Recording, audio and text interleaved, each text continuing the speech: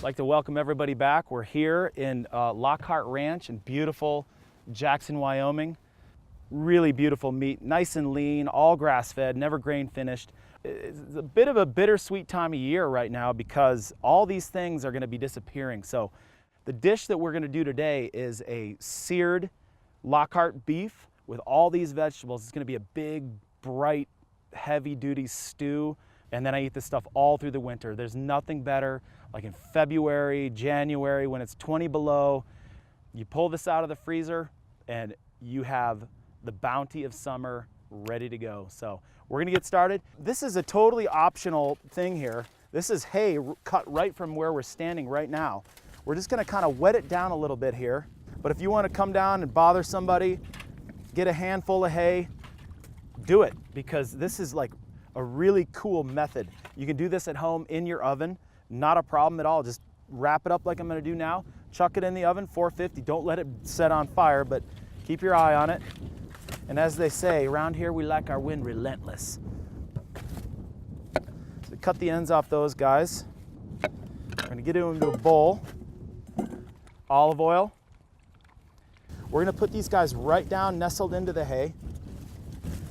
I'm gonna kind of close up that lid and throw it into the oven. We'll let those guys kick for a minute, and then we're gonna prep up our steaks right now.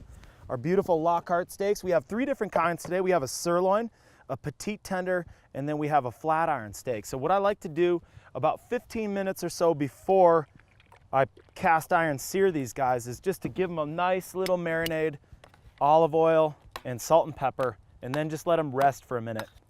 We're gonna start off with the carrots and leeks and a little bit of garlic, and we'll just move in that order. So with the carrots, farm carrots, organic carrots, don't ever peel them.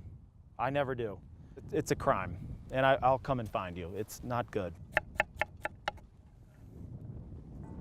So with the garlic, for this guy, I want it bigger pieces.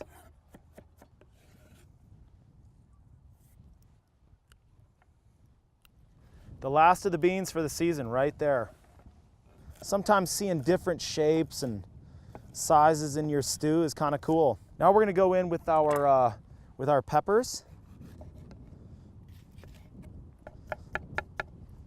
And I don't think it's that easy to grow peppers at this elevation. So what they get is just this really high sugar content, the gorgeous aroma.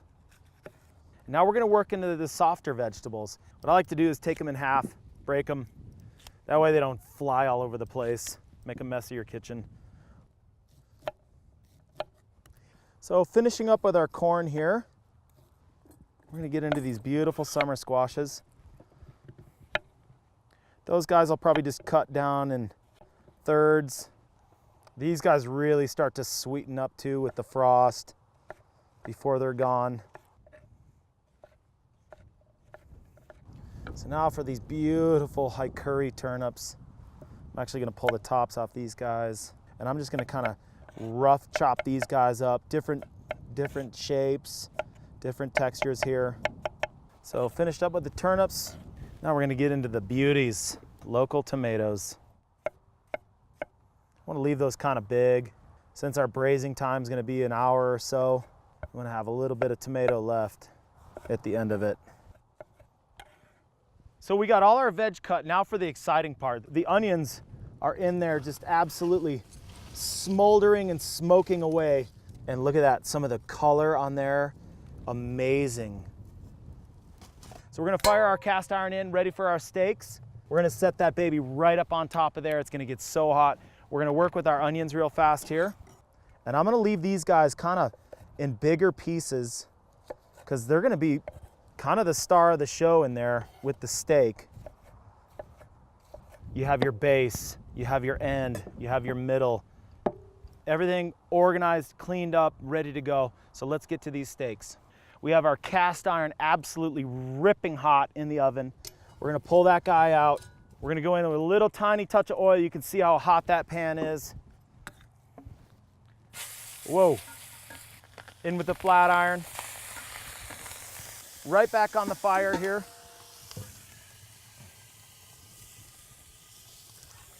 We're gonna flip these guys. I'll show you that. And that's what you want. Nice and brown, caramelized all the way through, so crispy. And there's no better way to cook a steak than on wood, in a wood-fired oven in a cast iron pan. That flavor that comes off there is absolutely unbeatable. Unless you're a vegetarian, I love you too. Let those guys go for another about 4 minutes in some absolutely beautiful steaks. Browned on both sides. We're gonna set these guys in here to rest. They're gonna start to relax, release some of their juices. We're gonna save that juice. We're gonna get a little bit more oil in there to accommodate these vegetables. So into the casty we go. So a little salt and pepper goes in there and back in the oven for a real hot roast. And as you can see, translucent, breaking down, gorgeous. The smell is amazing. It's really nice, heavy-duty enamel. We're gonna go right on the fire with this guy. And that's not gonna take long in that oven because it is hot, hot, hot. We're gonna go in with some olive oil. Now we're gonna saute our second tier of vegetables, which is the peppers and the little tiny green beans, the haricots verts. Season every layer. And you can see that, I mean, that's just so gorgeous. Greens, peppers, I mean, come on. So we're gonna put that right back in there on the hot coals. So this is our sirloin. Now we're gonna take out our flat iron. This is actually one of my favorite steaks of all time. So you can see the grain running through here. You wanna cut against that. I can't resist. Oh, I'm going home. It's insane. You smell that smoke? Ha! I've fallen in love with this meat so much, I'm gonna forget about my vegetables. So don't turn your back on a good thing. They're starting to brown just a little bit. So basically what we've done here is deglaze with vegetables. Now we have our two levels together. I'm gonna throw our cast iron back in and we're gonna do our other vegetables in here. We're gonna finish up cutting this meat. Hot cast iron again. Now we're gonna go in a third installment. So now it's gonna be our sweet corn. We're gonna saute that really quick here. Won't take long. We're gonna hit that with just a tiny touch of salt and pepper. And the only heat it's gonna need is a residual heat from this cast iron because this thing is so hot right now. Then we're gonna add our tomatoes, cook for a minute. We picked up some beautiful color in there too from that pan. And now it's starting to look just absolutely gorgeous. So we're gonna go in with the beer.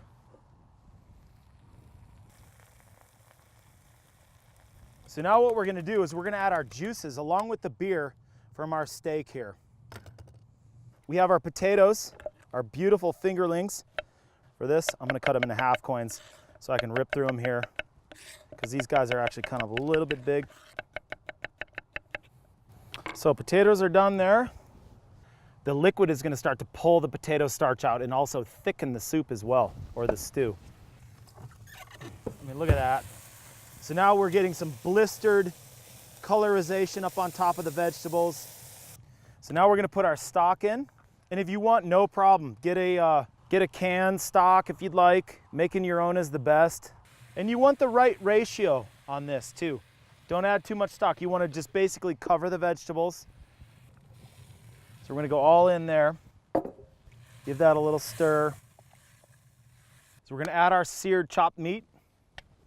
You could do this at home in a cast iron pan, put it in a crock pot, come back 4 hours later, magic.